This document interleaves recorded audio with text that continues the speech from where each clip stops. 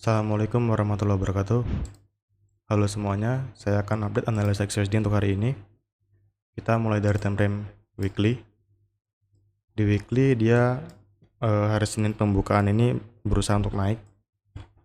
Seperti yang saya bilang kemarin, di sini dia dari EVG internal dan mungkin akan sangat mudah untuk naik ke sini. Tapi kita harus hati-hati karena di sini ada fair value gap. Khawatir dia junam. Nah, kalau di daily itu dia masih kuat naik dan di sini ada EVG, kita harus hati-hati. Nah, kalau di 4 jam itu dia masih kompresi. Masih kompresi terus. Kompresi terus. Nah, saya juga khawatir junamnya di sini. Kenapa? Karena dia di sini bikin equal high. Nah, di sini equal high. Lebih jelas kalau di H1. Tapi kalau di kompresi, hukum kompresi itu setahu saya kalau setelah kompresi dia pasti akan ada kenaikan kencang. Kenaikan kencang kayak gini nih contohnya nih. Kompresi naik kencang gitu. Kayak gini nih. Ini kompresi nih. Turun kencang, boom. Nah, ini kayak gini contohnya nih. Kayak gini contohnya nih. Jadi zona sekarang tuh tricky. Ini liquidity equal high ya. Nah, ini juga liquidity kompresi. Nah, ini juga liquidity nih. Ini tuh lemah zonanya, nggak bagus buat sell. Sama sekali nggak bagus. 1 jam lebih tricky lagi. Dia di sini ada equal high ya. Ada equal high dan H4 kan kompresi ya. H1 juga kompresi di sini. Kalau kita ke M30 juga sama kompresi dan ada equal high juga. Nah, kemarin itu di sini muncul setup sell hari Jumat di sini. Di sini nih. Di zona ini. Coba kita cek ya. Di sini saya bahas dulu. 1 jam tuh dia bikin equal high. Di sini equal high. Bentuknya equal high. Equal high. Nah, coba kita ke M5. Nih. Lihat ini. M5 ada choke sell di sini.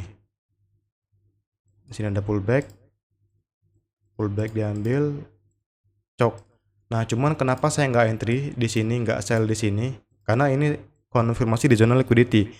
Konfirmasi di zona equal high, zona liquidity itu win rate-nya lemah, ya. Win rate-nya lemah. Ini muncul kemarin hari Jumat kalau nggak salah. Sebentar.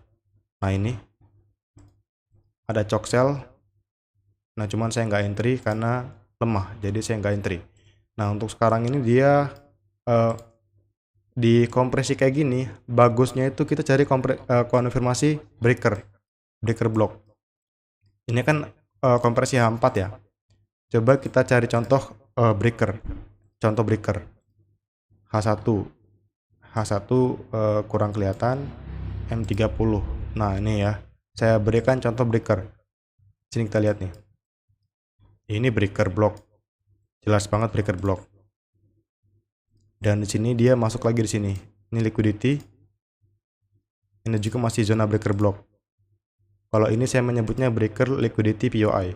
Nah, lalu di sini di zona ini itu ada breaker juga.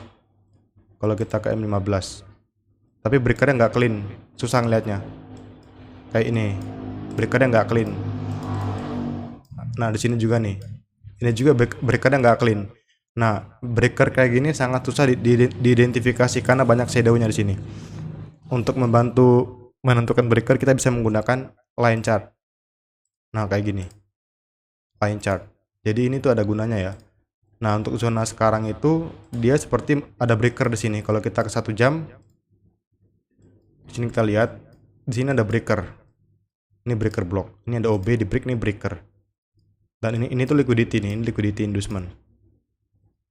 Kita akan 30 juga ini breaker block. Nah, cuman kalau kita sell di sini, SL-nya itu di 2683, hampir 180 pips, sangat lebar sekali. Nah, jadi untuk hari ini planning saya akan menunggu bagaimana reaksi harga di sini dan di sini. Saya semoga dia muncul pola buy di sini karena M30 di sini dia pullback diambil break. Nah, ini bos M30 terbaru. Bos M30 yang baru. Zona ini zona yang kita pantau. Nanti setelah dia mulai turun, kita setting Fibonacci. Fibonacci. Tapi saya nggak entry, saya lihat reaksi harga di sini dulu nih, di sini dulu. Soalnya di 1 jam itu dia ada equal high, di sini. Takutnya setelah ambil equal high dia turun jauh takutnya. Jadi sekarang ini belum ada pola-pola untuk entry, jadi saya masih menghindari dulu market. Oke, itu aja guys. Saya akhiri. Assalamualaikum warahmatullahi wabarakatuh.